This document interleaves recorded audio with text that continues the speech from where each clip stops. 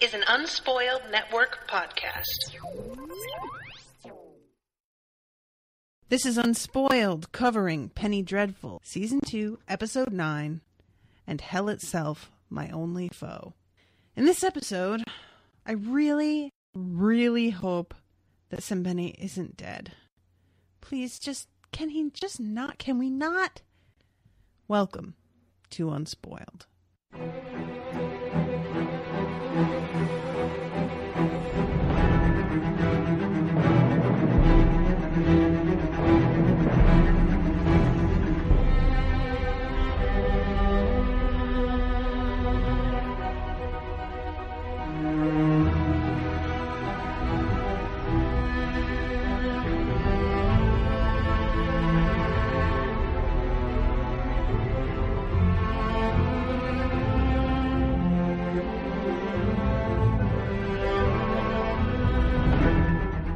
Well, so wait, you're Natasha and I'm Dan. Yeah, guys, and we're missing hi. Something.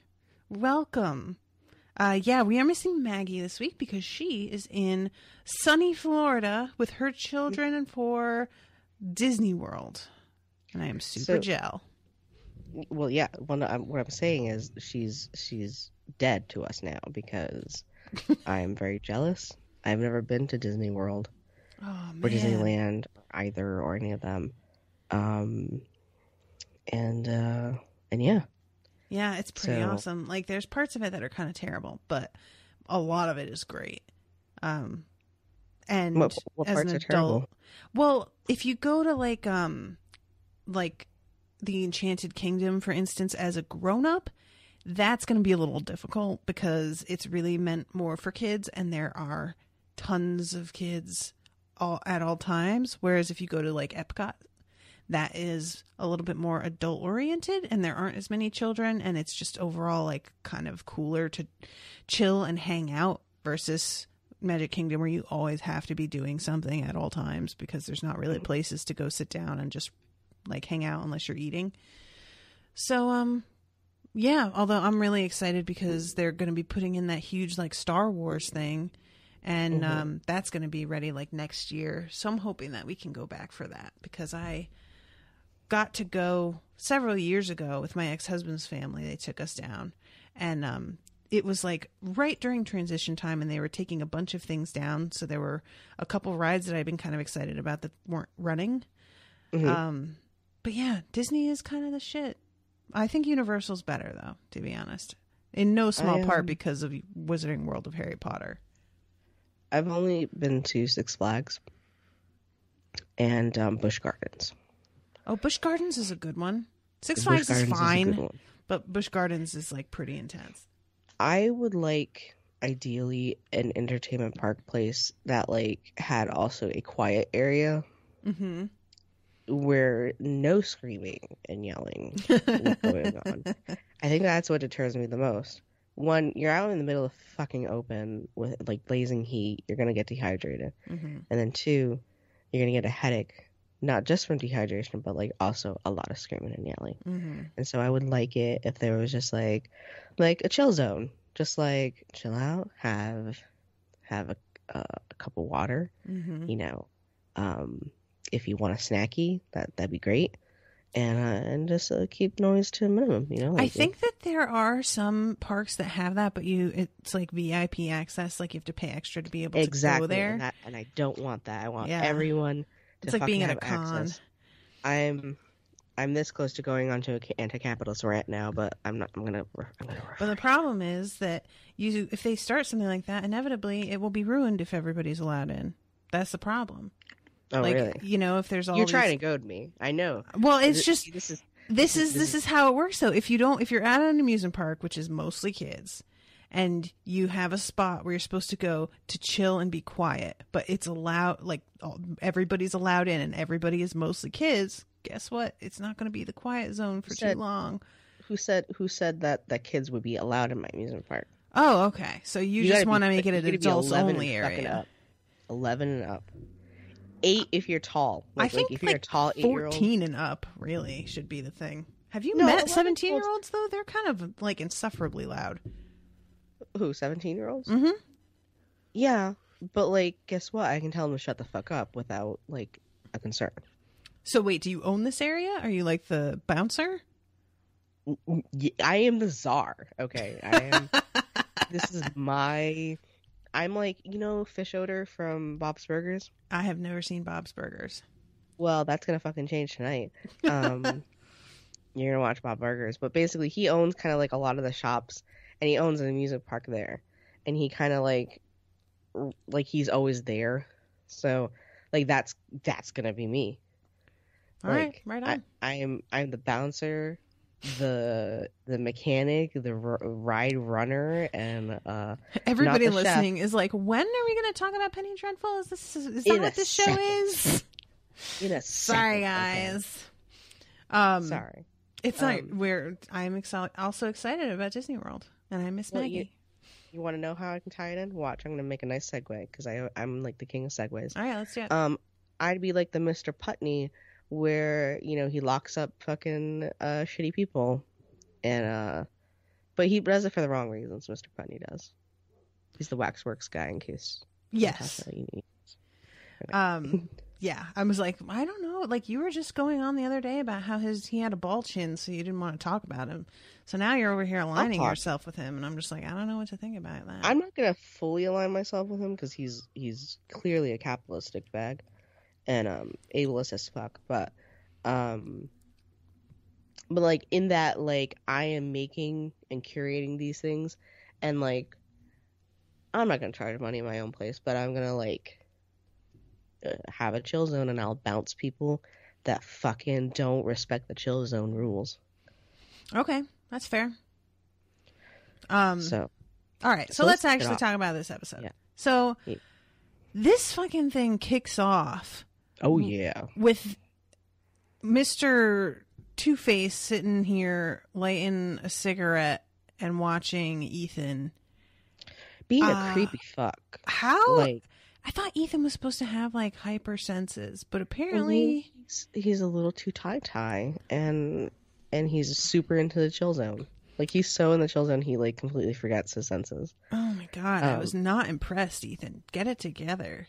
I was not impressed too, because like, how can a fucking Pinkerton asshole who like even comments about his small size, like he was like, oh, isn't it funny that I got into the window, and I threw your weapons out at the same window, and isn't it funny, like, my size, and like whatever, and his fucking little shit face grin or whatever. Shit-eating grin, I think is what you're looking for. Yeah, I was looking for that, but I couldn't find. Yeah, I just like, it bothers me that both him and Vanessa were taken by surprise. I mean, it's not a big deal, but there is a part of me that was like, I kind of feel like this wouldn't be the case with the Vanessa and Ethan that we have seen, but it's not a make or break for me because it's stone. Because like, I imagine you can move over stone pretty quietly as opposed to like wood, where you're I guess that's true. Like, I don't know. Like, I don't know. I'm rationalizing it, but like, you're fan wanking. A little. Like, I want to apologize to Ethan because my poor Ethan, because he gets stabbed. Like, no one. Yeah, he sure do. The choreography for this, like, so he tries to have one up them and has Vanessa come down and has Ethan like chained up for a bit and is talking about basically raping Vanessa, and is like, yeah, I'm gonna scalp her, because again he has to reiterate how much of an asshole he is with every sentence, and how like he even uses big words in an asshole. Like when? What does he say? I don't remember that. Oh, you don't remember? Okay, let me rewind here. And I remember, I should have like wrote down every single fucking big word, because like even when he was talking about like his small size, what did he say? Yeah, it kind of like he says at one point to Vanessa, it's should I scalp her before or after I fuck her? And I was like, you know, I would prefer that you never rape her, but also why would you wait to do it until after you've scalped her? That seems like the worst time to do it. But he's a fucking weirdo. Yeah, it's just, you know, whatever. The bear strange for watching what he's saying. But yeah, like he like, wherein I gained entry, blah blah blah, and then come join the merriment, and then like, he specifically says there's one super big word that was so needless. I'm trying to find it. Raven-haired beauty such as this. He's talking about Vanessa there. And we get to see his whole face for the first time, which was pretty intense. Yeah, it looked like he had his a cleft palate, like on the left side of his, the right side of his face. It's like, but it's so, because I just didn't expect it to be quite as terrible looking as it was. And I think I thought it was just going to be some stitches, but it looks like there is growth under his skin. He has like his whole like he has no cheek. He has no like cheekbone there. Like it's just flesh. Okay, this is what he says. He says when your boyfriend was in one of his most more obstreperous moods. Like again, why the fuck? Oh, I loved that. I like that actually made me lull a little bit, because obstreperous is just such a great word to use for fucking Ethan. I did look at Ethan. I did like to look at Ethan's face when they pan to him, and he's just like, "Fuck you."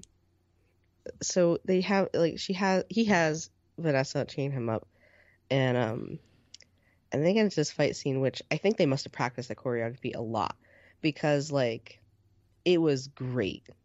Like, oh yeah, this was a really good fight scene. And it's like so quiet too. Like that's also weird too. Like it's not a loud, you know, like. And they don't have music going with it. Like no, it is don't. Just them. I was actually noticing today when I was doing some chores for the show, I had on in the background Jurassic Park, and the whole scene with the T-Rex doesn't have any music with it. No, it doesn't. And I really think keeping it silent is like much more effective tactic than is given credit for a lot of the time. Because I think I remember in the making of, because I have the DVD and like the anniversary DVD and ties the making of, like I think they had a run where they did have music, and Steven was like, no, just have the footsteps of the T-Rex, because like they had like ominous music playing. Yeah, you don't need it, man. Shaking of the water.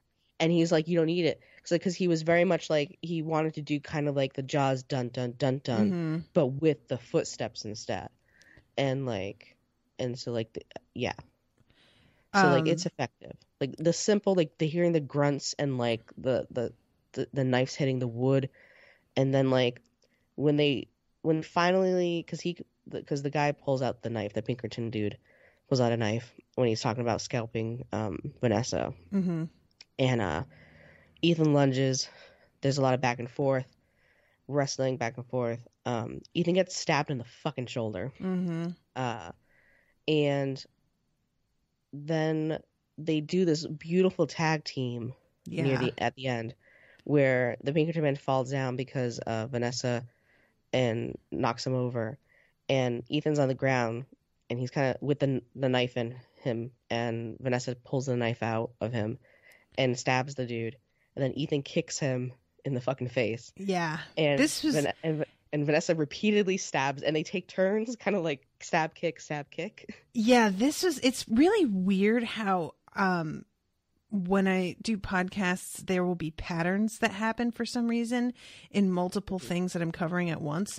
But a couple weeks ago, there was an episode of Justified in which the main character and a woman that he is seeing some dude tries to come at them, and him and his lady unload full clips of ammo into the dude after a pretty brutal fucking fight. And this reminded me of it so much. Like the whole vibe between the two of them, the absolute like lack of restraint Like, they just fucking go to town. They are aware that they have won, but it doesn't matter. Like, I'm going to keep killing you until you are killed twice. Especially I just Vanessa, don't need to worry about it. Because, like, Ethan's just laying there kind of panting with, like, you know, blood. Mm-hmm. And she's still going, like, like, all you hear is this a knife going in him. Mm-hmm. That little swing, swing, swing kind of thing. It is the best. And they can fucking go outside in his fucking sweater. He's wearing the sweater to a fucking funeral of the dude that they just killed. Like, I'm just like, I am glad that this dude is got rid of, but I'm really curious what the fuck is going on, because then we have the Scotland Yard dude later refer to Ethan by another name. And so, you know, I'm just like, I thought initially that this dude was here because Ethan's dad was Ethan's dad hired him.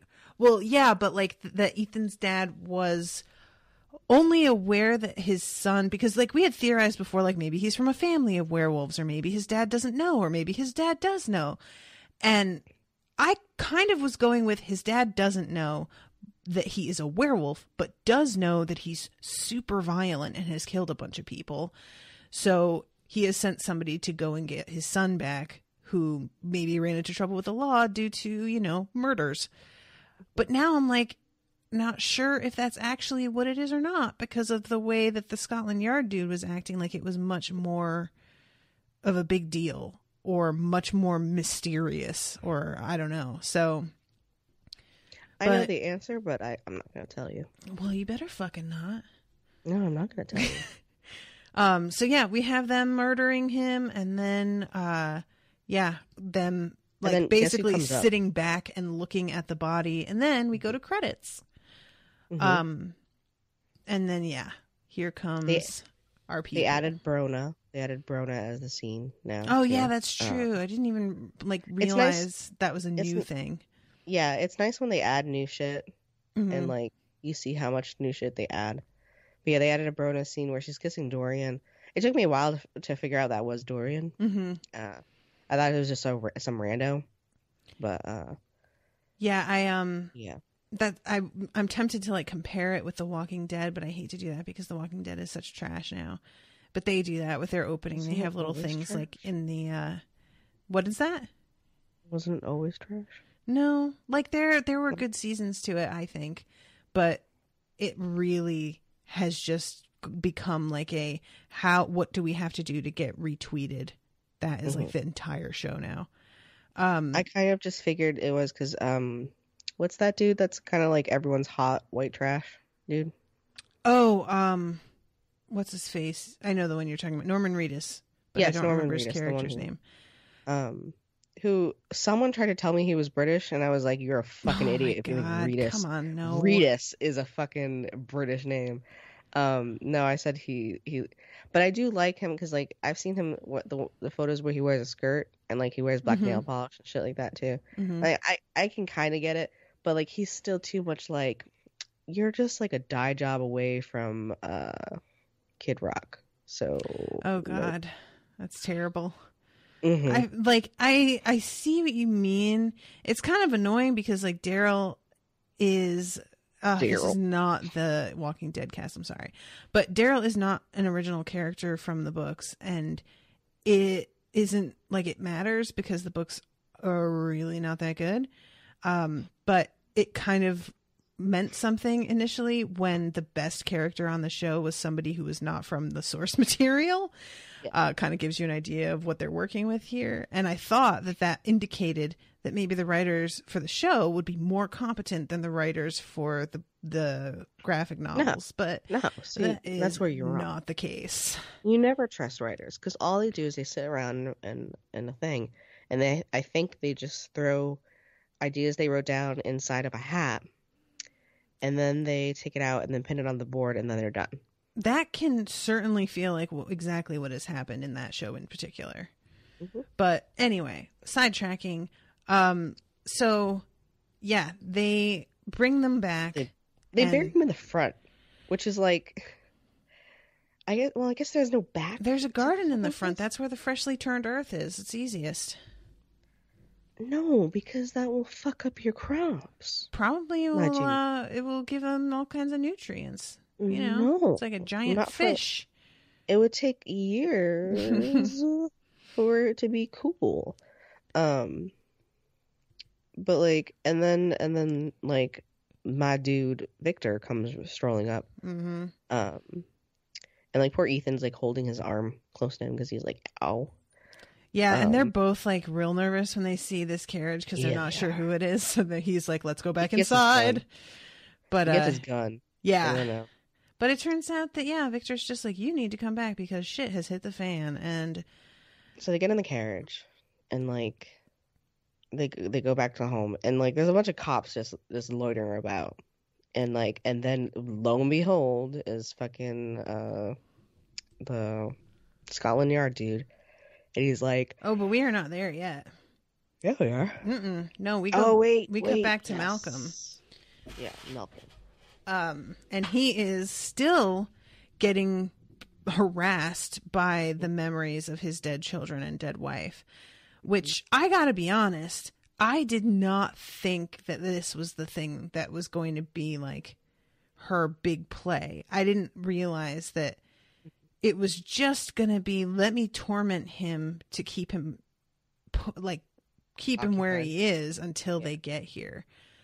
Mm-hmm. So I'm not really sure what I thought her goal was. I guess I just him? I don't know. Because seduction was her other tactic. Yeah. It's just I think I just didn't really put that much thought into what her goal was, to be honest. Mm-hmm. So the fact that we come back and it's not that they have actually attacked him. It's only that they are coming at him and kind of taunting him. Yeah, they're mocking him. Yeah, I kind of thought it was going to wind up being they close in around him at the end of the last episode. So I think I expected it to be once we open this time, he's going to be having to fight them off like they're zombies or something.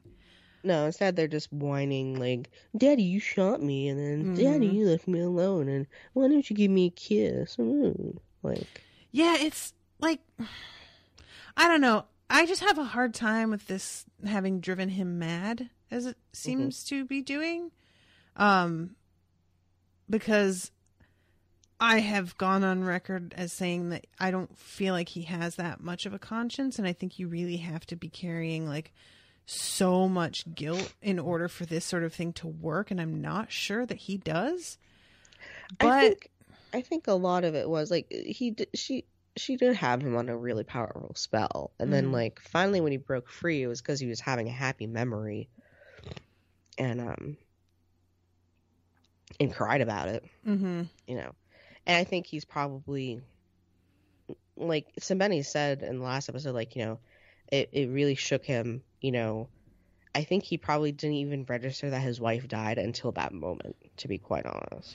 Maybe. Yeah. I don't we didn't really actually see him cope with that. It was just him coming out of the spell. Under the spell. Yeah. And then we just cut straight to him going to see Evelyn. So, so then speaking of Evelyn, we cut to her and she is really not doing well. No, she isn't. She is super tired. And this is when I was like, oh, I guess this apparition that she has conjured here probably does take ongoing effort to maintain. But it didn't occur to me that, I'm figuring that she just kind of put a spell on him and that's the end of it. But no, this is something that has been going on. By now, it's light outside. So I guess it has been almost a day. So yeah, that must be really exhausting. And here comes her fucking bratty ass fucking daughter, who again is you're old. Oh my god! Move aside. Find a new song, lady. She wants to be the top witch apparently, and is just fucking pissy about it. And I like the line that she tells her, if I was of a different constitution, I would fear you. Basically telling her daughter, I'm not afraid of you. I get that you're really cool and all that shit, but I'm not. I really want her to just let her daughter do something, though, because it's so clear that she's not up to it. No, just she's let her not. She fall just on her needs to fucking calm her perm face. down. She needs to visit the chill zone. The She needs to calm her zone, perm down, TM. and she needs to just fucking, I don't know. Yeah, I'm like, I think that Maggie said it best, is that they're trying to do something with this character to make her compelling, because she's not. No, she's not compelling at all. And like, it's not about her that I give a shit. It's honestly because I like Evelyn, even though she's supposed to be the bad guy. So I just want her to win and put her dumbass daughter in her place is pretty much where I'm at with that. And yeah, so I just want her to like let her daughter fucking fall on her ass. Just let her do it then. And I guess the only thing that's probably holding her back is that she's a tiny bit afraid that there's a possibility that her daughter will succeed and then she will get all the credit. I also think she's also working on a deadline because she has a master to please too. That's like the other thing too. She has to get Vanessa for fucking Lucifer. So like that's the thing. I also think that's preventing her from letting her daughter do that too. Because like, what if she does fail? Well, it's another fucking setback, and I gotta fucking, I need this shit to go on now so I can get. I bet she's gonna get good shit from the devil. Probably. If he does. One would hope so. This is this. a big fucking job that he's asking for. Yeah. Because it's not like she's just some chick. She has power of her own, apparently. So exactly. And Hecate reminds her of that too. And like, and all the while this whole scene's going on, the fucking doll of Vanessa is like just hanging out in the background, just like looming. Yep. And the thing is, it's like tremendously bigger than all the rest of the other dolls. Yeah. So like, it's so obvious. And yeah. I kind of like the idea that it didn't start out bigger than the other ones. That it was like, just because Vanessa is so much more powerful and so much more significant, that the doll just like grew after the spell was cast. Yeah. But yeah, so these two are fucking sniping at each other. And then finally this is when we go to the Scotland Yard dude who catches up with them and has to make a little comment about like, Malcolm said that there were all of these robberies in the area, but our records don't support that claim. Like, we still have to protect Westminster. Oh my God. And there's so many more things to be worried about right now than his claim about robberies. Can we not just get to the point, dude? And also, like, he does this fucking like shitty like tactic, like of like, oh, hello, Miss and Sir, because Vanessa and Victor are there too, and Ethan calmly just steps between like, shall we go? Like, and he's like, can we have this conversation inside? No, you fucking asshole, let's go. So they have a little walk chat. Where this guy in his little fucking bowler cap is just like shooting the shit, and then like talking about, again, making these loose claims of monsters and like animals, and saying, Ethan, I'm gonna have like, you're gonna be followed everywhere you go, you're not gonna rest and everything like that. The quarry, which is like the thing you're hunting, right, has been cornered. You do not need to explain the word quarry to me. I know, not you. I'm talking about our fucking listeners. Because it took me a minute, because I was like, I didn't know what word he said, so I had to put the fucking subtitles on again, and I was like, oh, quarry, okay. Okay. Because like, I thought he said query for a moment, and I was like, what question? Like, is Ethan the question? Like, you don't corner a question. Like, you can put someone in a corner with questions, I guess, but not baby. But you can't put baby in a corner.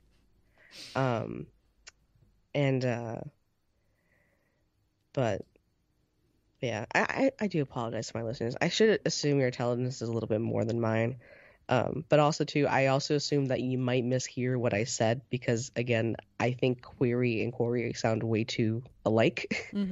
That's fair. But yes, the thing that he was hunting, and then like Ethan's like, well, a cornered animal is the most dangerous. Yeah. And so you think the conversation's done with like Ethan's little like little comeback, but then he's walking away, and then the guy goes, like, have a good evening, Mr. Talbot, and like Ethan stops. Oh, it's like, Ethan, I understand that he got you, but I wish you didn't make it so clear that he got you.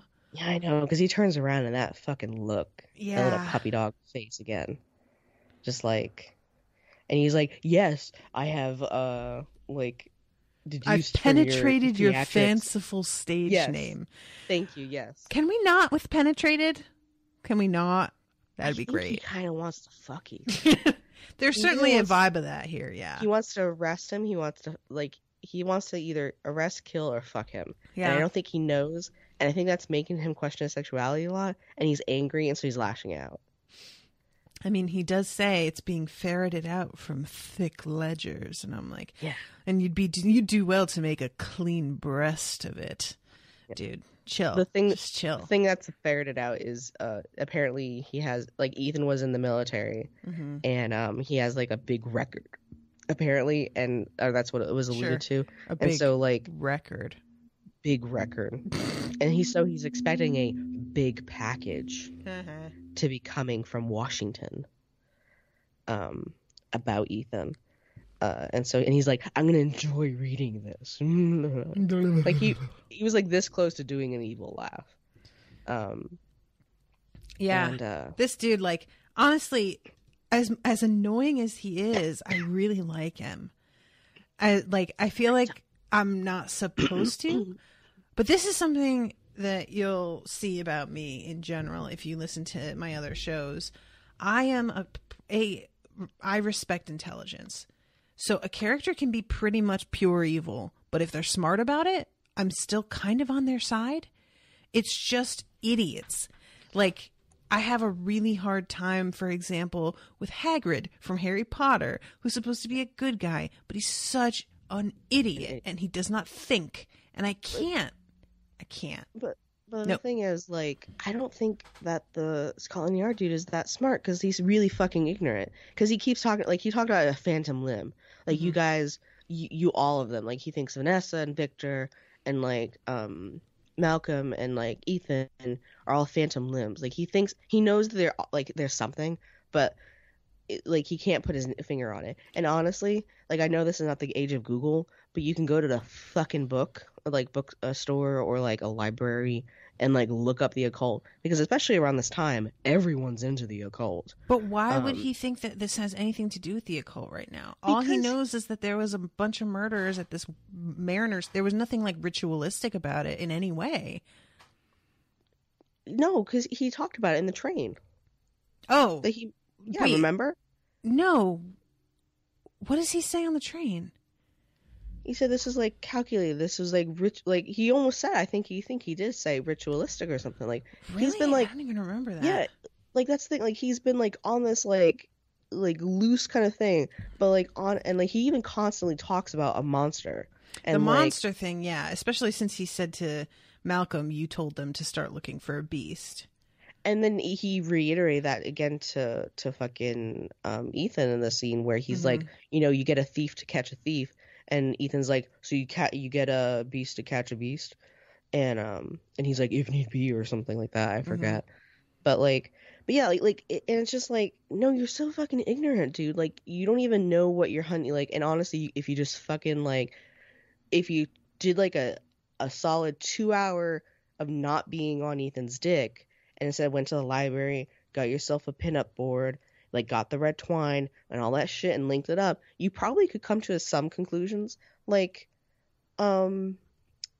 probably maybe werewolf, probably vampire, because the guy who you worked with before has a bunch of case files of weird guys and girls getting their blood sucked and shit like that Malcolm was all about on. See, I am of the opposite opinion as you, where the fact that he has at all deduced that there is a creature involved instead of thinking that there is just some crazed killer, I think is really smart on his part, because he's staying open-minded. Because most people, no matter what they are faced with, even if it does look ritualistic, are not going to think that there is actual supernatural stuff happening. They would just think that there are some fucking sick in the head crazy people who are doing some fucked up shit on their own. And that is where we both differ, because my head would immediately jump. Yeah, but that's why you're not working for Scotland Yard, because you're too fanciful. No, because Scotland Yard is fucking dumbasses. No, So, you're wrong. Sorry. no, Nope. I'm not. Nope. Sorry. I'm smart, but you know what? If it fucking quacks like a cultist and looks like a cultist, I'm gonna say probably the cult. You Oh, know? did you just hear yourself? You just Yeah, tried yeah. to say that you're smarter than Scotland Yard, and you couldn't even end that little quacks like a cultist, looks like a cultist. All you have to end that with is probably is a cultist, but you just went probably a cult. You set yourself up. How did you miss that, Dan? Good God. Because part of me is also playing for the listeners some okay. God damn it. Like stop parting this fucking curtain. Cult. Um, Oh God. so like after the scene, like after like fucking poor Ethan, like we figure it out. His name is Ethan Lawrence Talbot. That sucks. I don't know. I just ELT? associate the name Talbot with like older ladies' office wear. Yeah. So I hear that name and I'm yeah. like, oh no, that's no bueno. That makes sense. But like his initial spell ELT, which is my now favorite new sandwich. I like it. And yeah, so some Bennett has his back. He comes in the door and immediately Yeah, somebody is like, so it's gonna be full moon, buddy. You cool? And we find Mr. Lyle, who's like so sad. He's like very verklempt. Can I just say that I love how this is written, because it could easily have been this big fucking dramatic scene where he hasn't told them that he's been treacherous and they find out, and all of a sudden there's this like hullabaloo about can we trust him, blah blah blah, and they don't do that at all. They completely like don't even let us see him coming out basically and telling them the truth. And then there isn't like a big back and forth. It's just, well, how do we know we can trust you? And he's like, I'm pretty sure it's self-evident. Moving on. And that's it. The way the scene's structured implies like while somebody like somebody was waiting for Ethan to come in and like they had that brief moment of thing. Apparently Mr. Lyle was telling Vanessa and Victor like that he had betrayed them and stuff. So like we missed that whole thing. So we go in and Victor's immediately like, well, yeah, Mr. Lyle was explaining that he was being a fucking asshole. Mm-hmm. And like poor Mr. Lyle with little tears in his eyes, he says like he says he was complicit with that evil woman, and like the consequences he has is like ruinous, you know. And so like Victor's a little he looks a little annoyed almost, like I feel like Victor is in this position where he wants to be more angry than he is, because he feels like it's the principle of the thing, but that he knows in his gut that this guy isn't lying. So he feels like I think he's struggling with what is feeling satisfying versus what is actually practical for the moment, because we have other shit we should worry about. So I guess I don't have time to be mad about this. Yeah. Yeah, because Vanessa's immediately like, you know, guess what? We gotta fucking move on. Lyle's an ally for us. And she's very much like, Malcolm, we gotta rescue him. And Ethan's like, we can't go tonight. Because she's ready to go. And everyone's like, why, Ethan? And he's just like, we can't. We just can't. Okay? We just can't. Like, no. I know. It bothered me because I get why he's like worried about it, but also like this is the best possible time to use that to your advantage. Because Lyle even says like they're strongest at night. Yeah, that is something like I guess we haven't really seen anything that specifically says that. I guess we just have to take it on faith that that's true. Well, when they're in their witchy mode, it's at night. Mm-hmm. Well, that's what I mean. Like they haven't explicitly stated that. Yeah. It's just that it has happened to be true that it's mostly taking place at night. So that was something that also had not occurred to me, because I didn't think that was like a hard and fast rule. I just thought that they tended to operate mostly at night just for convenience, because nobody's gonna, you know, they're gonna think it's a trick of their eyes if they see a naked lady flying from the rafters. down onto a coach. They're just going to be like, yeah, I must have imagined that, versus during the middle of the day when that, Well, if I we're would not, imagine, would get some attention. if we're working with a fucking devil, what do you think? Like, would be the best time to fucking work? Because you know the devil's time is like 3 a.m. I do not know that. Okay, well, yeah, a lot of like demonic shit or whatever. If there's like a haunted house that has a demon possession or whatever, a lot of shit happens at 3 a.m. supposedly. Oh, okay. That's weird. So like, well, it's a play on 666 because it's halved. I mean, by that logic, anything that's a multiple of 3 is a play. Yeah, anything that's a multiple. See, this is why I don't get behind this like kind of superstition stuff, is because it just feels like everything can just be made to mean anything. I'll take your word for it, but that makes no sense to me. It doesn't, but remember there was that loose thing of like 12, 12, 12 is also going to be like a very like shitty time or whatever, because again, 12 is a multiple from 6. No, see, like you're saying, remember, like I should know. I've never heard that. I don't know. Like, I guess 12, 12, I 12. guess, what the hell? That's not even a time. yes, it is. Or you mean a date? December 12th, 2012. Oh, no. Yeah. Same thing with June 6th. Is it June? But nothing happened on December 6th, 2012. Of course not, because the fucking devil is shitty. So, okay, wait, can we cut no, that? I am. No, can we cut that just in case there is a devil, please? Wait. Please, just in case. Why do you think the devil's going to care if we're talking about the number 3? No. Because I just said he was shitty. Well, I would hope so. You're not supposed to be on his side, Dan. You know that, right? I know that, but I'm saying is, like, I don't want to fuck with the dude if he is. I thought that was, like, the point. No. Like, if you're going to engage, you want to fuck with him because he's the worst. No, because that's what assholes do, like, on that those fucking ghost hunter shows where they're like, "Oh yeah, demon, let's provoke you," and like. So, do you think that the devil is only going to listen to the recording of the podcast, but that he didn't hear you say it just now?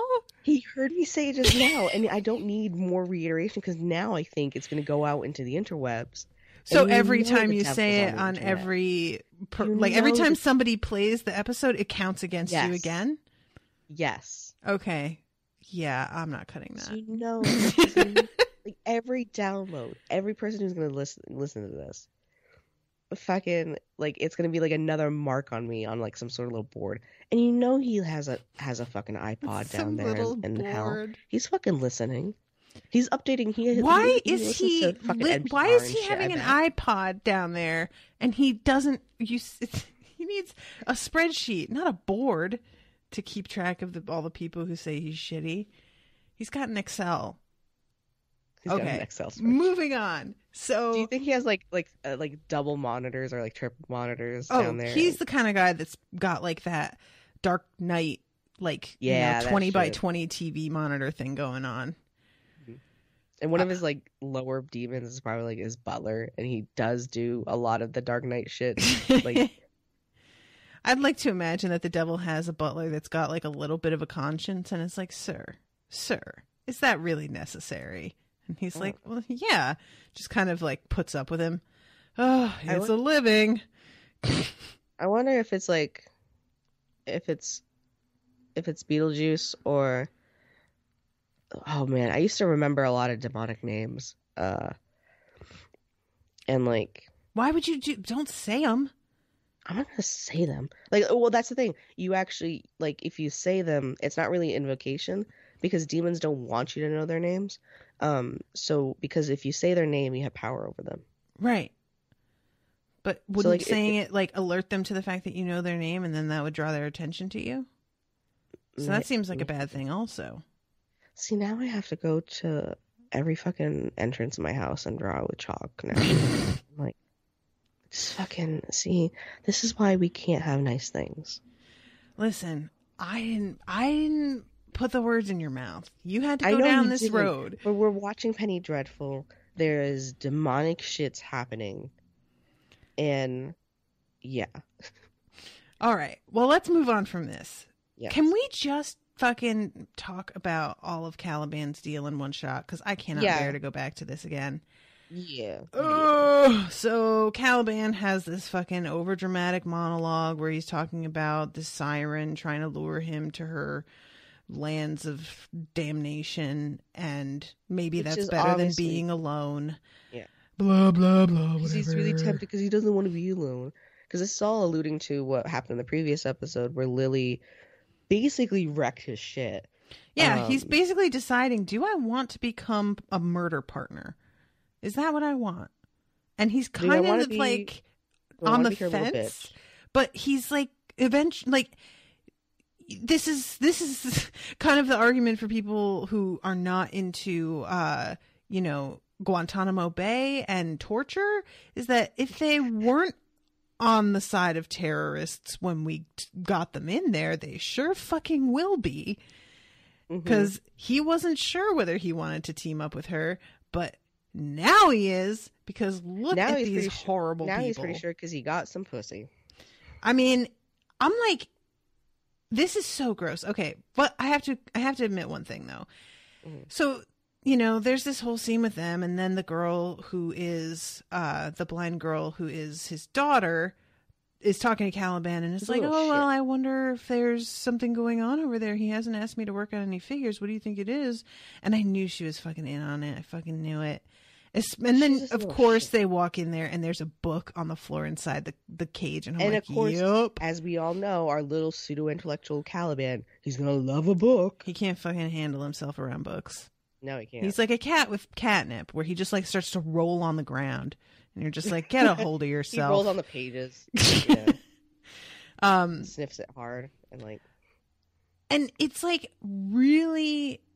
I have to say that I really liked that they undercut the trope of, oh, she's blind, so she's obviously lovable and kind and compassionate because of her disability, making her more understanding. Nope. She's terrible. She's just shitty. She fucking has that fucking face, like that little shitty same smile thing that Lily does with. Not everybody shares your mania for poetry. I'm like, yo, everybody is down on this guy.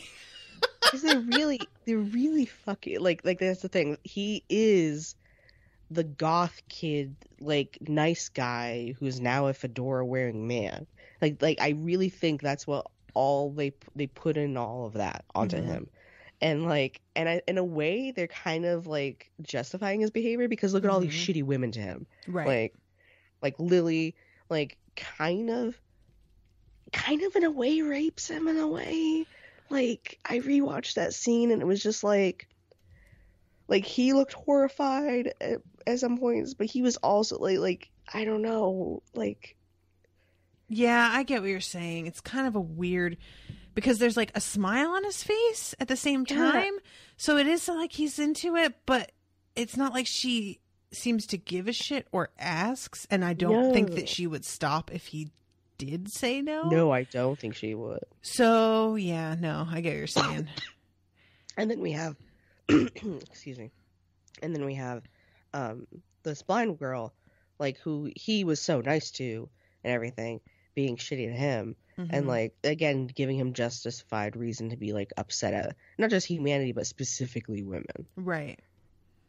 Yeah, I mean, especially because she's basically, this is the third woman who he has like felt any sort of okayness around, who has then just been like, yeah, fuck you, you're an idiot, you're pathetic. The only one who's been nice is Vanessa. Yeah, yeah. So she locks him up in the cage, and then she's all like, yeah, you can enjoy your poetry. And her dumb dad has to come over and be like all fucking evil monologue or two. I've tasted of success, and now it's a meal I mean to devour. Yeah. And I'm like, apparently your dad shares his mania for poetry, because apparently he couldn't just dramatic. Be like, I want to make some money. he's very theatrical. Yeah. And it's just like, I think he was a theater nerd who just couldn't quite hack it and like did this now. But and he also talks about like, because like Caliban's like, you can't keep me here, and he's like, well, who's gonna give a shit? They're just gonna point and laugh at you. They're not gonna care about you, and they'll pay, and like Londoners just look away. Yeah. And yeah, he says something like that. There's no way they'll be able to hear you because it's soundproofed. But I'm like, there's clearly natural light coming in from somewhere, so that I found hard to believe that nobody'd be able to hear, because like there's clearly some windows like right there. But all right, well, it could sure have done storm windows.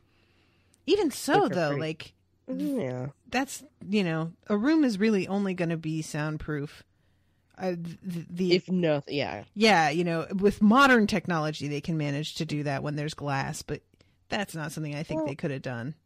I think stone also inside, because like when I was in my dorm rooms in college, it was called Suicide Sylvan because it's all concrete and it was designed to basically imprison you from the inside. Well, yeah, the stone part, but I'm talking about, that's why I was talking about the windows, like. Yeah, the fact that they had a window, and like you would still not be able to hear anything.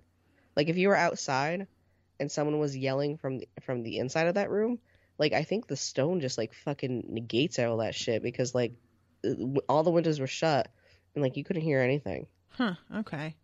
If you were inside, I'm not going to argue with them about it. Like if I'm supposed to believe that it's soundproof, then that's fine. Okay. It's soundproof. But it is one of those things that I just kind of stopped and was like, well, all right, but and so that's basically his entire scene. That's all the Caliban scenes. So we can go back to where, so now we have Lily again. The next scene is Lily, yeah. Oh shit. This was hilarious. Lily finds the fact that she's very into being a dominatrix. Mm-hmm. Yeah, this is so they're doing, like I had mentioned this before, but they're doing her hair in that like much more severe style. She's wearing black now. And she's just overall much more in command of herself. And she is calling out Dorian much more. What's the word I want?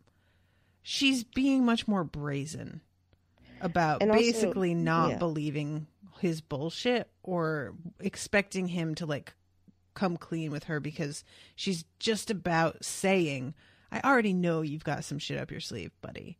So can you just fucking not play anymore and just tell me, because I'm almost there. I've almost figured it out on my own, so you may as well. She's a lot more blunt about it than like Vanessa, who's like always constantly dancing around it with metaphors and shit like that. And she's just like, no. And I think she kind of has a little bit of her memories and knows that Dorian knows who she really is and wants confirmation that you fucking know. So like when he calls her name, I think she gets it a little bit. And yeah, how does she know though about him? Vanessa I kind of get, because she has a weird sort of sixth sense in general because of whatever's in her. And I could see that just sort of resonating when she's near people who are also of a supernatural bent. But we haven't really... Well, now Lily's supernatural, so maybe she's also getting the same resonance. I mean, that's what I mean, is like, yeah, if that's true, then okay. But I just, like, I don't know. I feel like I guess I'm supposed to just sort of accept that, and I feel like I would like it if they sort of, if they explained it. Yeah, they don't even need to completely explain it, but just give me a little indicator that like when she is around him, she feels something that's almost physical, you know, instead of, because the first time they meet, it really just seems like she's charmed by him because he's gorgeous. And I would like if they made it a little bit more explicit that there's something more than that happening, because he really is like, I think Ethan is more attractive and more my speed, but she has not met Ethan because she couldn't, because she's Brona. So really, Dorian is like the most attractive guy that she will probably have seen. So her falling for him, like, as soon as they meet at the ball, does not feel like it has to be supernatural, because it could just be this guy is just gorgeous. Holy shit.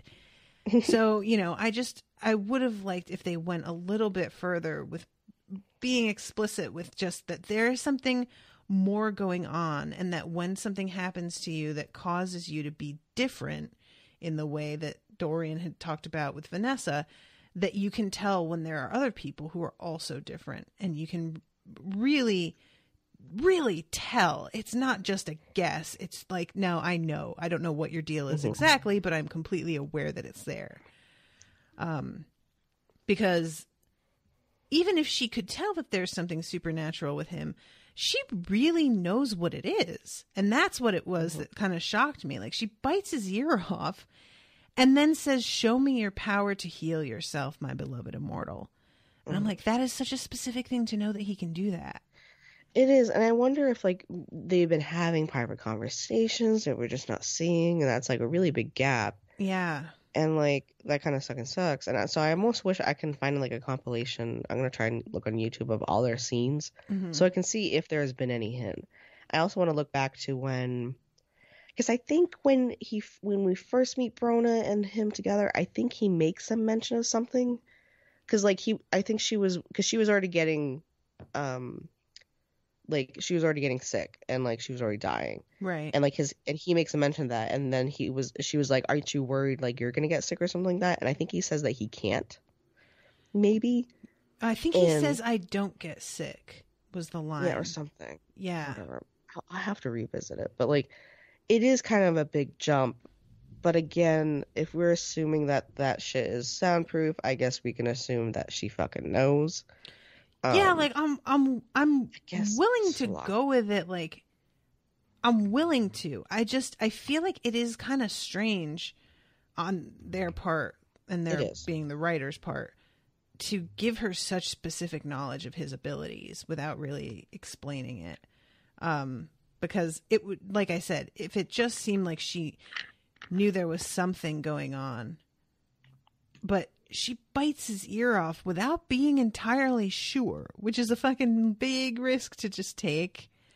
But okay. Well, I think also too, she kind of pretty much choked him out, because, like, she choked him before she does that whole thing, and she, as we kind of already established, she's pretty fucking strong apparently, because she can toss around Caliban like a fucking ragdoll. She probably clearly is breaking his necks or something, or, like, breaking vocal cords or some shit, and, like, something. And the fact that he's alive and not, like, he doesn't apparently need to really breathe. Is that true? Is that how he works? I don't know. Because I assumed that he would need to breathe, but then if you, like, dragged his body and with the painting, that he would, like, come back or something. But if he's, like, kind of almost undead in a way, that is not how I thought that worked. So that's a whole other thing that I have questions about now. Well, I think in the Dorian Gray book, I think, like, when he finally does, like, he's so old and, like, he's, like, decayed and just, like, crust and, like, if I remember correctly. Okay. I think, because, like, eventually I think he does, like, revert back to what his painting is like. Okay.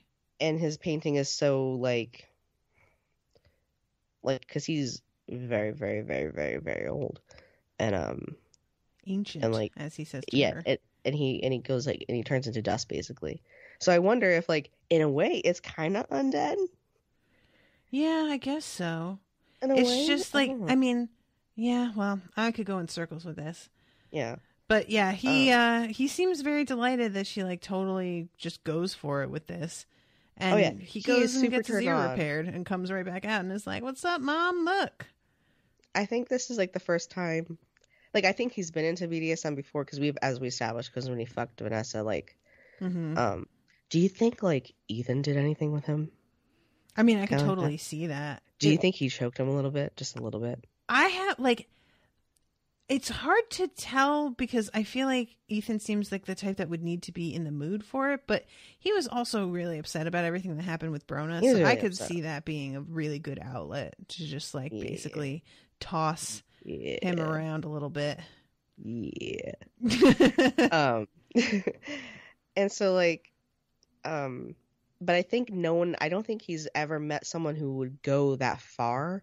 And also, I don't think he's met anyone who he divulged his secret to either. Yeah. Fully, I think. And so, like, he's just really into it. He found his new kink and he's really into it. And so he's like very willing to be led around by, and I think in a way he thinks he found his equal. Yeah, that's kind Maybe of the superior. theme running through this show, is that everybody feels like they are so terrible that they will never find anybody who can accept them for how terrible they are. Yeah. And he has found somebody that he thinks can really, not the way that Angelique could.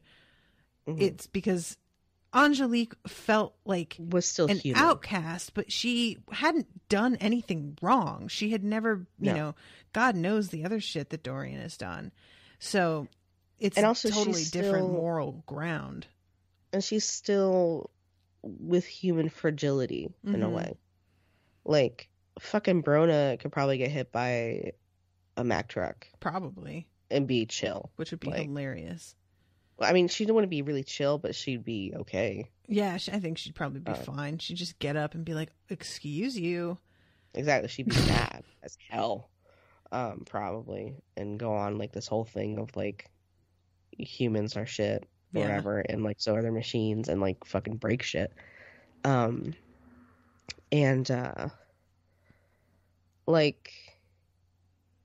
Yeah. That's basically it with them, is her just being like, hey, what's up? I got my pretty boy here who can do stuff. And then there's the scene with Victor and him lamenting the fact that he doesn't think anybody will ever be able to love him. And while he's shooting up. Yeah. And shooting up into an arm that does not look great. No, it's not. Like, there's a lot of collapsed veins. Yeah. And, like, so I think since Lily has been hanging out with Dorian, he's been like really heavily, which we kind of know because like she fucking, because Caliban did that shit before. Yeah. So yeah, that's basically that whole scene is Vanessa just assuring him that you are a beautiful monster and someday somebody will love you. You will find somebody who will be able to love you. And she was really sad, and like she was just hanging out with him like while he was kind of getting high. And he kind of laments about how like, oh well, you know, life is all chemical reactions, and like it's really about trying to get one or the other, and speeding up the process or expediting it, I think is the word he said. Yeah. And what he's doing is expediting like a process because it's opiates. Yep. Yeah, that's like. That whole scene basically is just that discussion. And let's see, then we have I just want to say the same thing of like we briefly see her Vanessa looking in the mirror, looking at her brand before she goes down to talk with is that no, before, that's way later. That okay. Yeah, it's before she leaves to go do her thing without saying shit to anybody. Yeah, because we have the Ethan shit first. Because Ethan is debating with Simbene whether or not he should tell Vanessa, and he tries to pass it off like, well, she basically knows, and Simbene is like, bullshit. You need to fucking actually tell her. Basically is not good enough, and Ethan feels like it's just burdening her further, that she has so much on her plate already that the last fucking thing she needs is to worry about her werewolf boyfriend. And Simbene calls him on his shit about that. He's like, she can handle a lot more than what you're giving her credit for. Yeah. I love Simbene. I'm just like, don't get me started. Do you know Simbene's actor is in a new show? What is he in? In Harlots on Hulu. Harlots? I never even heard of it. Okay. I so far really fucking like it. Okay. There's so many like original shows coming out that the Handmaid's Tale is Hulu original and it's supposed to be amazing. I haven't. Is it out already, or is it just because I think I've only seen a trailer so far? I had only seen a trailer, but then I saw like 2 people mention it on Facebook. So unless they got like early access or something, I think it's out. But okay, because Harlots, I didn't think I would like it, There's like 3 episodes out right now, and so like I watched like middle of the third one because Mm-hmm. like my little trick is if I don't know if I'm gonna like a show, I watch something in the middle and see if I'm really interested in figuring out how that shit got to that point, Okay. and then I'm like, okay, well, yes, I'm invested. I'll go from the beginning. Okay. So what I like about it, one, it has so many. Two, uh, the fucking music for it, because it's a period piece. It's set in like I think in London around like the French Revolution times almost. Like I think before that a little bit. Okay. Um, and it has fucking trap house music. Huh. Nice. That's Like fun.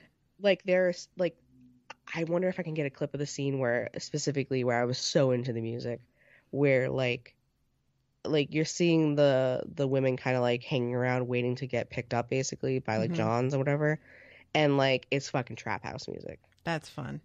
and like the I always kind of enjoy juxtaposition. that. That's something that I know is kind of divisive, is using not period music, but I have I always enjoy been it kind of a fan of that.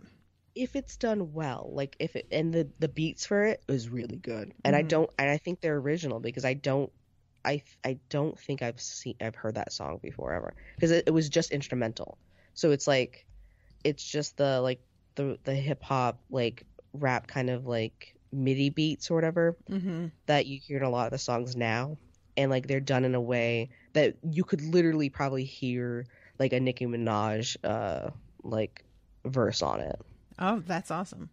Like it's really good, and I think it's original, so I really like it. So I'm tentatively saying to listeners like you should probably look at it if you find that kind of stuff interesting or whatever. If you want It some more looks Sembene. Yeah, and if you want more some Bennett. I'm not sure entirely what his role is because I still only seen like little bits of it, but I think he's kind of like co-head of the whorehouse. Okay. Yes. So like yeah, Sam Bennett. So yeah, he and Ethan have this heart to heart, and Ethan tells him that he's like really honored to have him as a friend, and it's kind of emotional and sweet. And then And we learn a bit more about somebody's backstory, which is what we've been wanting all the time. yeah, and it's like, of course they're going to tell us this, and then it seems like Yeah, kill I him. know. But I know. whatever. Just take a breath. But yeah, so Sam Bennett was a slave trader apparently, and that's why he has the marks on his face. And he says, "I found kindness amongst unkind people," which I think is one of my Which is favorite true. lines ever. It is, and it's very true. And he also says, even you too, Ethan, have found that too. Because I think Sam Bennett, as a voice of reason in every fucking episode, it seems, like he knows that these are really fucked up people, Mm-hmm. but like they're pretty good to each other who are also fucked up. Mm-hmm. And I think deep down he thought he was pretty fucked up because like he was trading his own people. Yeah. And so he's like, I think I found my people, basically. Mm-hmm. People And, who can love this monster. Mm-hmm. Mm-hmm. Everybody's having the same struggle, man. He's basically telling Ethan, we all love you, Ethan. We care about you. And he really believes Ethan was chosen by God because, like, again, he's been hearing all this, like, the tale of the Lupus DA and all that other shit, and he's like really profoundly deep in his belief that Ethan is very special. Mm-hmm. Yeah. So then, guess who has to show up and fucking ruin everything is Hecate, who magically just her is perm is settled. she is just in Ethan's room. Mm-hmm. And it kind of cracked me up because she's like, she comes in behind him and it feels like she walked in through the bedroom door. But after their conversation, she's just able to like go out through the mirror. Yeah. And I think she like, probably came in through that mirror. But she just like decided to wait until she was settled somewhere else to get his attention. All right, that's fine. But yeah, has this conversation of like, basically it's a similar thing to Lily where she's just like, that you're better than everybody, right? Mm-hmm. And that you have the power to like crush and destroy everybody, and that's basically your destiny, right? And Ethan says yes, which I was not expecting, and I'm still not entirely sure if he meant it or what. But there is something about the way that he reacts when she says it that makes me feel like it's a little true in his mind. Mm-hmm. Yeah. So that is unfortunate. Oh, I like her. she does a burn on Jesus where she's like some emaciated Galilean god. Oh, right. Yeah. I forgot that she said I that. kind of did have a chuckle because it was Easter recently, and so I was just like, oh poor Jesus, like he comes back to the dead only to get called like a skinny little Hipster. Galilean. Yeah. Yeah, my mom has been trying to get back into going to church, weirdly. Mm-hmm. Really? Yeah. She's drawing weird shit, and she wants to go to church. Yeah. She's having a midlife crisis. She has this, like, every few years she decides she wants to go back to church, and then she kind of gives up on it, and then she starts going back again. And she was saying the other day that she feels like the preoccupation that Catholics especially have, because she's been going to a Catholic church, with the crucifixion is really sick and fucked up. It is. And I was like, you're not wrong, Mom. They're really obsessed about the virginity of Mary, and they're really obsessed about the crucifixion. Mm-hmm. But anyway, so we have to get this moving because we are at an hour here, and we are barely even like over halfway through this episode. Oh God! Oh wow! So, I'm sorry. So they have this conversation. Whatever, she leaves all mysterious, like, and then we have the dudes all getting together talking about what are we gonna do, and surprise, she is not waiting on them. She fucking bailed, and now she fucking jumped ship. Yeah, and now they have to go after her, which of course they are going to do. No question. So they're getting themselves locked and loaded, and Sembene stops Ethan and is like, this is gonna happen though. And he's like, yeah, well, let it. Which I was like, thank you. Yes. Correct answer. Mr. Lyle with a fucking gun though. Oh my God. He like just Ethan does hands not know him a what gun, to do. and he's like, do you like he kind of goes like, oh, blessed me, like kind of like that, and then like Ethan hands him like the tiny little like pocket from his pocket, like this little tiny handgun, which is probably something like Vanessa would probably carry, and like he's like very happy with it, and he's like, okay, yes, like and he pockets it. He is so like, I just want to see him evolve. I really do.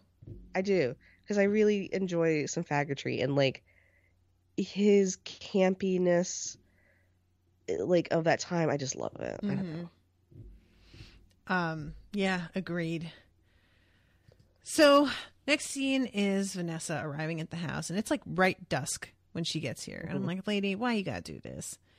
And she walks in, and like, it must have just been the most fun to decorate this place. I swear to God. It must have been the most fun because there are skulls everywhere and bones piled everywhere and gargoyles everywhere. And it's just like a maze of twisted, creepy forms leering out at you from every corner of the room. Like they literally called it the witch's castle, and it is a castle. Like it looks like a mansion outside, but it's like a fucking castle on the inside. It really is. Like it looks like a normal rich person's house, but then... Yeah, like a manor estate or something like this. But yeah, it's definitely much more dramatic inside than it is outside. And she's going up the stairs, and there's Evelyn just standing there waiting for her. Welcome to my home, Miss Ives. And there's this... who do we have with that, room? Amazing conversation with where is he cowering in a corner. Isn't that what men do, though? Once they have lost their potency, basically. She's like, they are just throbbing worms meant to procreate and expire. And I was like, good God, that is harsh, but pretty great. And she invites her to come with her to meet the master before she gets to see Malcolm. And then fucking Hecate has to fucking stick her fucking nose in. And she's like, welcome to my house. And like, Evelyn's like, not yet. Not yet, dear girl. And I'm like, can we not keep having the same conversation over and over again?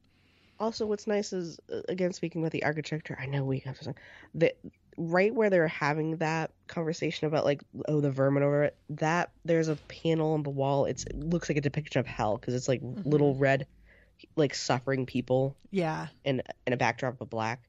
Like that was pretty cool. There's like all little things in this fucking house. Like, yeah, there's a lot to take in here for sure.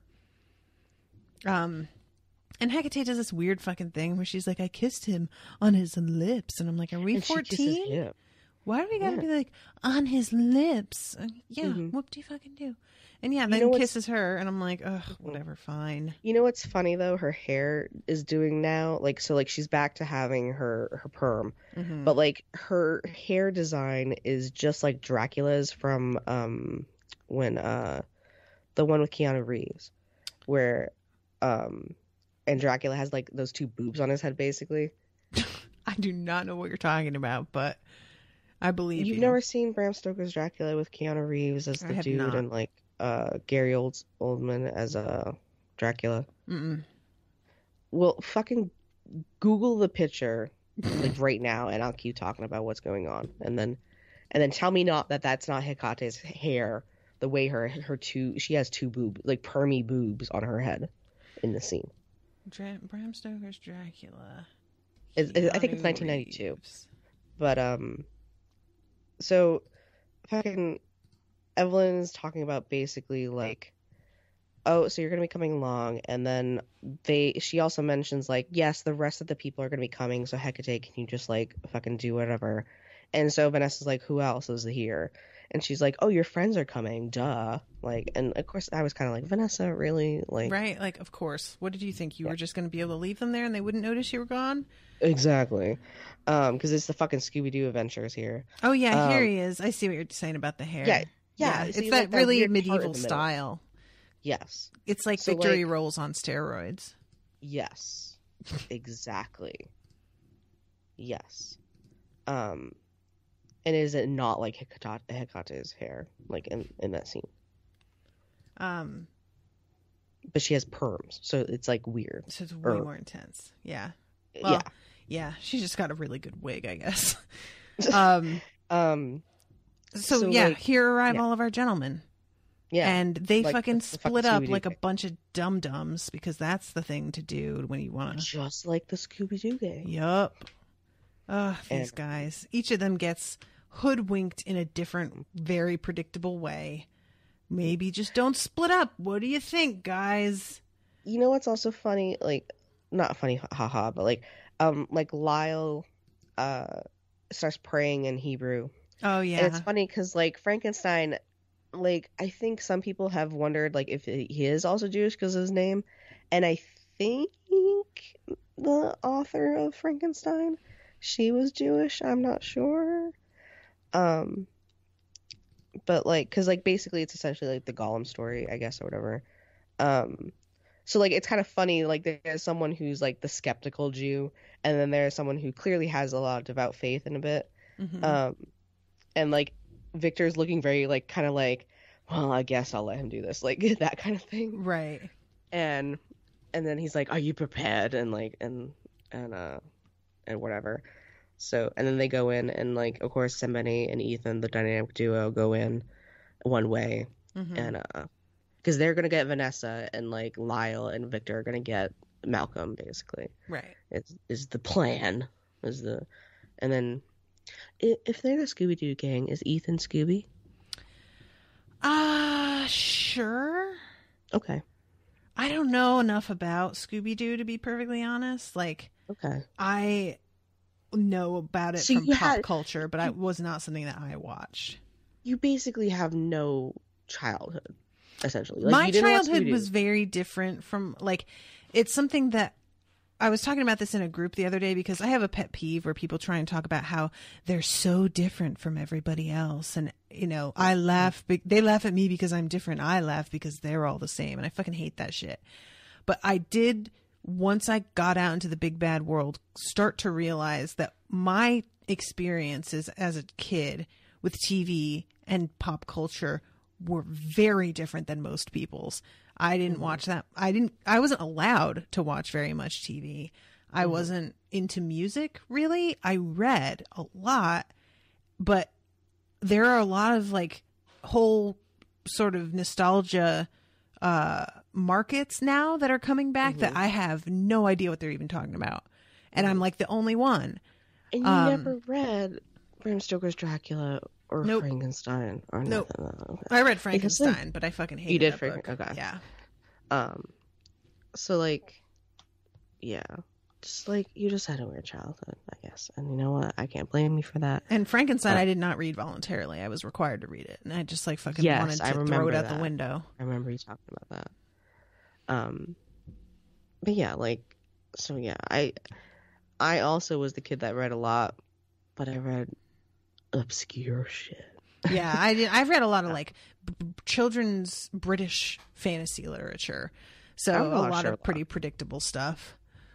Um, But yeah, and I talked like I would talk like that.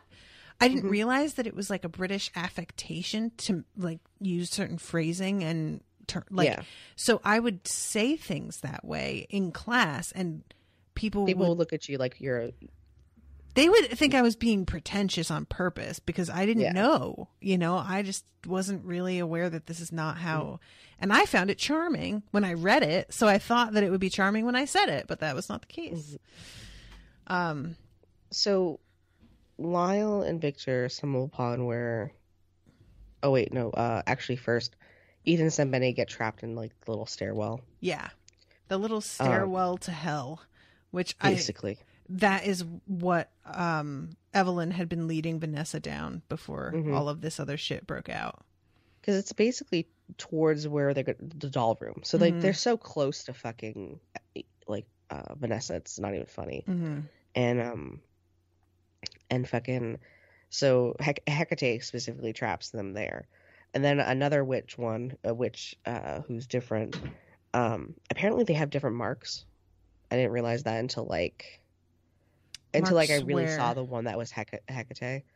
Oh, you mean like on their bodies? Yeah. Oh, yeah, definitely different. Yeah, so now, so I was like, oh, cool. And so a different one traps Victor in the room with Malcolm, and he sees Malcolm initially, and is trying to interact with him, and Malcolm is like thinking it's his son, and then all of a sudden, guess who's haunting Victor? It's his creations. Yeah. Which I didn't think that was a thing that would happen, that you just enter the room and whatever the spell is would happen to you. I thought it was directed more specifically, but apparently it's just something that's been cast over the entire room. In the room, yeah. I think which is kind of cool. Spell. I like that, actually. Which I think also, too, makes sense because if Ian was able... Not Ian. Malcolm. If Malcolm was going to... was able to rip from her grasp before... I think it would behoove of her not to try and bewitch him specifically, and maybe bewitch the room. That would make sense, and then thus, Victor also befalls that, right? And which I almost kind of like look down on Victor a little bit because like he's always such the man of science and is like, oh yeah, because even when he talked about like the whole thing that happened with Malcolm. He's kind of like, it was a bewilderment or something. Kind of like again, not like this is hocus pocus bullshit or whatever. And like, he knows logically Proteus is dead, but he comes unhinged when he sees Proteus. And it's just like, he's logically dead. So couldn't you just fucking once you realize... Part of me thinks that he's fallen apart a little bit because of the drug usage. So probably. He's like more... susceptible. Yeah, more vulnerable mentally than he normally He's probably is. High. He's probably coming down. He is still high, honestly. Yeah, because he was just talking to Vanessa before, and he's just getting over this awful heartbreak, and then gets reminded of the other heartbreak he had, because I think he was a tiny bit in love with Proteus. To be honest, I think he was a tiny bit in love with Proteus too. I think he really, because I think he thought that he made the perfect rendition after Caliban, right? Because we know Caliban's the firstborn. And Lyle gets caught up with the witch that had locked him in there, and so we don't know what is happening with Lyle. However, we then cut to Ethan. Yeah, and he straight up, as he starts to realize what's going to happen, that he can't get out of here, takes out a gun and tries to shoot himself in the head. And he is not kidding. That is not an idle threat or oh, please don't stop me this time, Smee. No, he is very much down to do this. And Sembene barely manages to keep him from actually carrying it out. Like, that bullet ricochets off the wall behind his head within like millimeters. It is a very sudden thing that I barely realized what had happened before it was already like he was wrestling the gun away from him. And I was like, oh my God, he almost did it too. Which would have kind of felt like a pretty legit way to go. If you're going to have Ethan go in any way, killing himself to avoid hurting his friends would feel in character. So there was a moment where I thought that might actually happen. It's very Ethan, and somebody says, "Know that you were chosen by God," and he seems like kind of freaked out that Sembene's saying the thing that's basically was just being said to him by the witch lady, I think. But yeah, and then he bangs on the door some, and you kind of think that he'll be calm about it because he just changed and you know it, and you think maybe he'll just stay in the corner, but no, he turns around and he goes for Sembene's throat. Yeah, he cannot stop himself. That is not something that he can like turn off. And in a way, I think Sembene also like had his own sins that he hated about himself, but he was also very willing to accept it. Like, I think he thought that if he had to go, like, you know, as a sacrifice of, like, if it was me or Ethan, who clearly has a higher purpose, it should be him. Yeah, but agreed. Again, it's a really shitty fucking thing that the writers are choosing to do, killing off the one black dude that we all really liked because he was the one that was, like, cool and, like, I don't know, like, we wanted to know more, and here we got some more, and like he's fucking ripped away from us. Yeah, it's again with the Walking Dead comparisons, because there's a black character in I think it's the second season that they do nothing at all with his character for the longest time, and then they give him all of a sudden out of fucking nowhere this big ass monologue with this backstory, and he dies the same episode. And it was clear that they just realized, well, we wanted to kill him, but we realized nobody would give a shit. So we had to give him some backstory because then people would care. And the difference being here, I actually gave a shit about Sembene before I knew his backstory, and that was just kind of extra. But it does feel super cheap. Like, why, guys? I just... not that I'm like...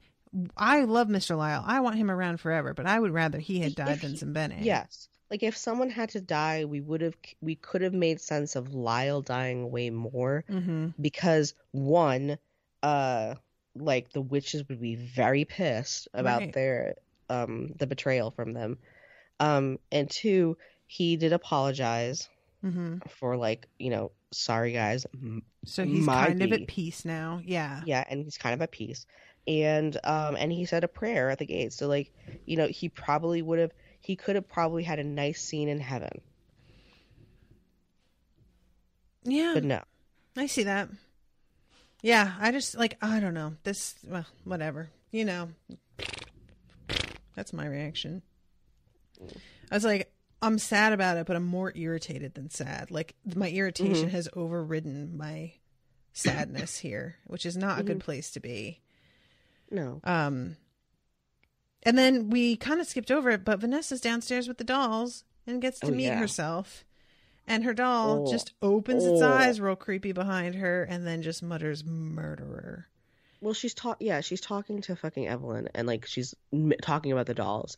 And meanwhile, like, she looks at the doll and then looks away, and then the fucking doll just opens its eyes. And I have a fear of dolls. I used to really bad. Yeah, I get that.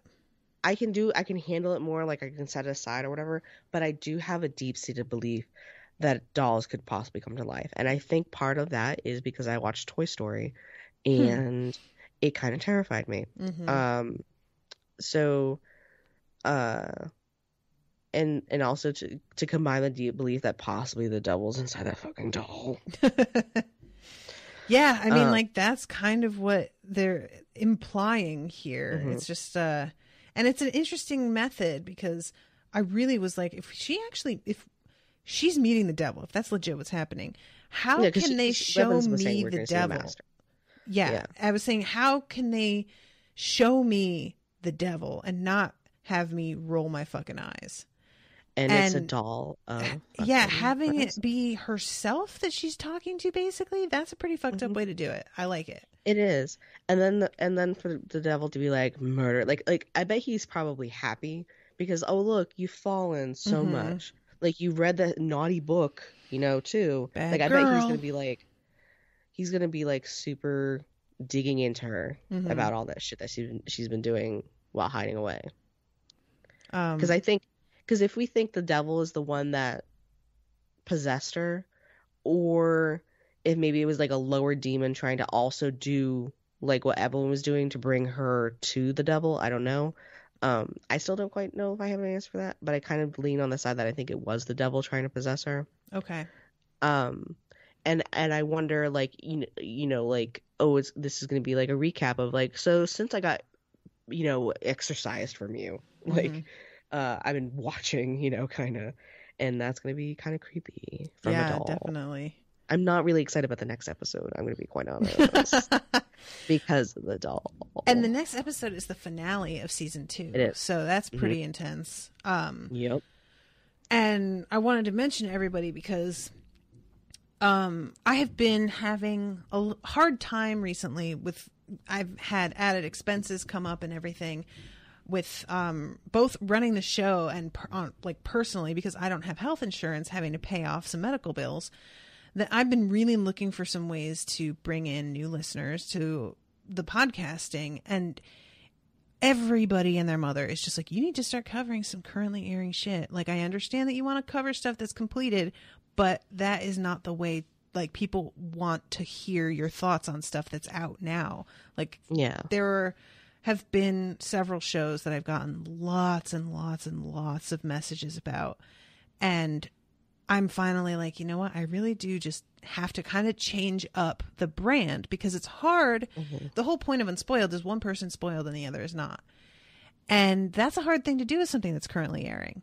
Really hard, especially if you are friends with the people. Entire world. Well, yeah. Like if your friends are all people that are basically the demographic that show is marketed towards, and they are all watching it, and you are on your Facebook and everybody's fucking seeing the premiere of whatever, it's really hard to avoid spoilers.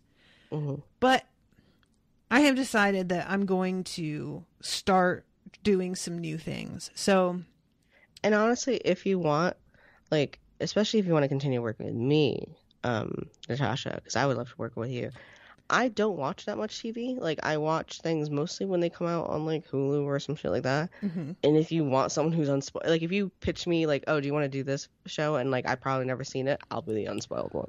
Okay. Yeah. Like, well, the thing is, right now, there are 3 now shows that people have asked me to cover that I have not seen and have been wanting to see. But my co-hosts that have asked me, hey, are you covering that? Because if you want to cover it, I will have dibs on it. They have all seen it.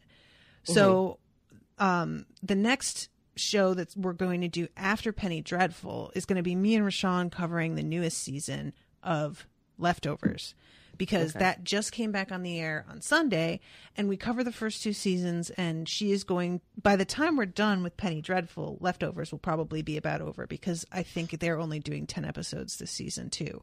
They usually do about 10, I think. So she and I are going to do that. And then after that, she has called dibs on Westworld, and Maggie and I are going to do Legion during the day. So that is what I have planned so far. And I'm not giving exact dates, everybody listening, because I'm not exactly sure when we're going to be able to get started on this, because it's going to be a big adjustment for me to watch stuff that's currently airing for the reasons that I explained. And most, like, Westworld and Legion are both out and, complete. I don't have to wait for them to come up for me to see. But something like Leftovers, which is through HBO, right now I have a friend's password who works for the cable company to get HBO free. And eventually I'm going to have to, like, actually get HBO because he's leaving his job. Sad face. No. So I'll probably have to wait until the next... What's that? If a listener has the hookup. Yeah, that's like, if somebody's got a password they don't mind giving me, shoot that my way. But once I'm caught up, I have to wait until things are up. And it's usually the next day, but unfortunately one day is enough to get spoiled. Yeah. Like fucking Walking Dead posted a spoiler of their own show that had not yet aired on the West Coast because they were fucking morons. So, I'm just nervous about it. So this is a new thing I'm doing, and I just wanted to tell everybody about that because I really do need to start upping my game. I have plateaued for a little while with what I'm making on Patreon, and then the last 2 months it's gone down, which is the first time that it's done that 2 consecutive months in a row, which is just it's not good for me. My expenses are going up, and I have nothing to spare. At the end of the month, I am scraping bottom. So I am going to be working on that. And I'm also going to be adding advertisements to the shows, which I don't love because everybody on any podcast is all selling the same thing. So there's, the same like 5 sponsors, no matter who you listen to usually.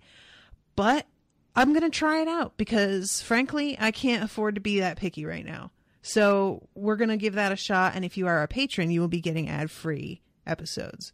So that is a bonus for patrons. So speaking of which, new patrons. What's up, guys?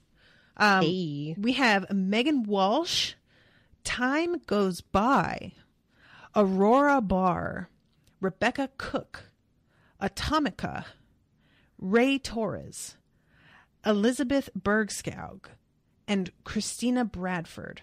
All just became patrons this past week. So welcome to all you guys. Thank you so much because I had the week before that, I only had 1 new patron, 1 solitary one. And I've got all these guys. So thank you. You know what? You know how I said there was a sexy bunch before? This is a sexier bunch. Yeah, this definitely agreed. Good sexy bunch. Much sexier.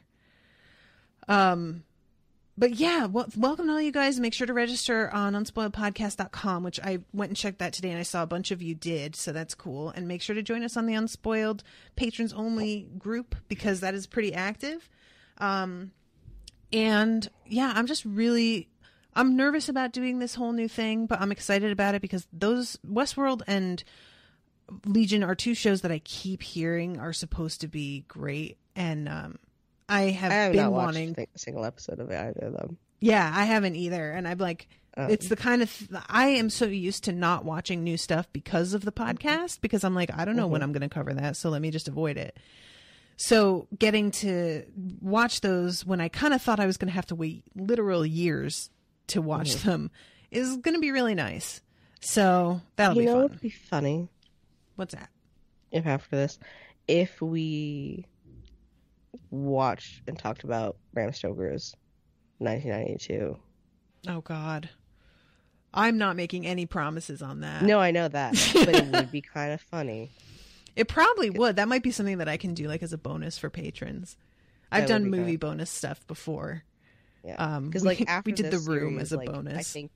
I think if you watch that, you'd be able to pick a lot of the stuff that they picked out from like Bram Stoker. Okay, that's cool for the series. I think it would just be something funny for you, even personally. But if you wanted to do it as a show too, I would like to do that. All right, I have a lot of Keanu Reeves jokes in my pocket. All right. Well, yeah, listeners, if you think that sounds like something you would be interested in, and if you are a patron, then hit me up and let me know because maybe I will make that happen. I still have a goal for watching all 3 Godfather movies, which I have never seen. Oh. And I have not yet hit that goal yet. So. Yeah. I've only watched 2 ever, I think. The first 2. I've never seen 3. Apparently 3 is god awful, so I think hear you got that out too. on that one. I think that's why I avoided it because my dad was like, "We're not going to watch that," and I was like, "Okay," and I just never. I played the video games. That's about it. I didn't even realize there were video games. Of course there are video games. Is. And it was good. It was a good video game.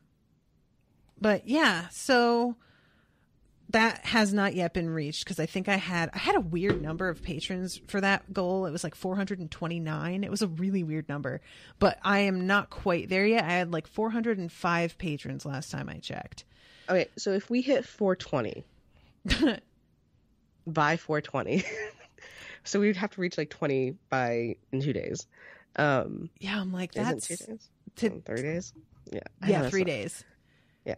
I don't think that would be nigh impossible, especially if I pimp you out. I mean, like, the podcast out. He said if cautiously. Yeah, if we do, maybe I should do something special. I don't know. Okay. I don't know. I'll try and figure something out because I'm supposedly the weed person here. So maybe I should do something funny for 420 for your listeners. Well, unfortunately, I don't think this episode will even be out for everybody to listen to on iTunes by 420. Shit. Because I post this for patrons first. So Nice. I don't think that's going to happen. But we can figure some other promo thing out. I did something like that for Harry Potter. So okay, we'll figure it out. But yeah, I just want to let you all know what was up with that, and that there are going to be some changes around here. So you're going to see some, processes for doing these shows that I have not employed before. And I'm excited about it. I'm excited about it too. And hopefully next week we'll have someone that we forgot about. Next week, possibly. I don't know. Maybe she's going to be stuck there forever. Right. Possibly. Her kids seem to be having a really good time. So who knows? I guess so.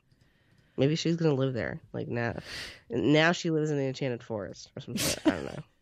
That is not a thing. You really haven't been to Disney. Oh God, we need to get. No, you. I haven't. But there is an Enchanted Forest. Where do you think Aurora lives? Well, yes, it's just not at Disney. But yeah, that's fair. Well, that's stupid because where the fuck else would Sleeping Beauty be? In a carriage. I think they have Sleeping Beauty, or no, that's Cinderella's carriage. That's Cinderella's that goes up carriage, and down the thing. I know my Disney princesses. All right, so I'm going to wrap this up. Thank you guys so much for listening. Thank you, Dan, for being here tonight and vamping to keep up the energy without Maggie being here. And thank you all who became patrons, and I appreciate you and I love you. And we will see you again next week with a new episode. Toodaloo, motherfuckers.